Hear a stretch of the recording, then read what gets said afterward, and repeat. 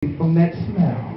The mere fact that you can hear the words coming out of my mouth and you can interpret them through the nodes of your mind, and your cerebral cortex can process the words that I am saying, and they resonate in your mind, almost to the point where you can relate to me when I talk to you. You should have got a word from what you heard.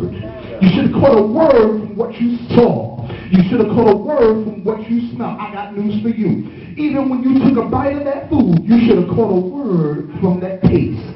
Because he illuminated the tongue and gave you such an intelligent palate that you can tell the difference between savory and sweet, and bitter and starchy, and raunchy and moldy. You can tell the difference. You should have got a word from that. And there's so many different beautiful and wonderful things that should cause us to give God praise, but yet still we sit on our laurels and we think we're supposed to have these things, and we take these things for granted because that's what we were born with, and we take all these things and we abuse them, and we put different things around them that God never intended for us to have, but because we had them, we say, we justify ourselves and say, this is meant for us. And yet, it does not line up with anything that you read in the Word, but this is what we have, and this is what goes for us. 50 Cent does not rap about gospel.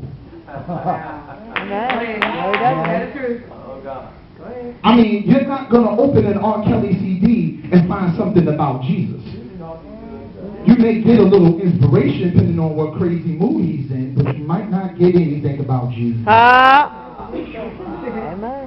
But it's appeasing to the mind, and so we justify it, and we say, well, you know what, that's good music, and it inspires us to do things we have no business doing. There's a lot of things that stimulate choice. That's right. You know, we choose the music we tend to listen to, and it stimulates our minds. See, I had a conversation with a friend the other day, and he was telling me, you know, the easiest way to bring yourself to the place where you can kill somebody, put on some hardcore rap music. Yep. And it's almost like being inebriated. It takes you to a place where you're not even yourself.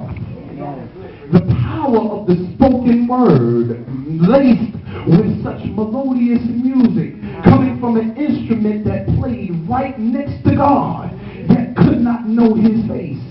And because he had so much response from his peers, he said he would make his throne higher than God. And in his attempt, he fell like lightning.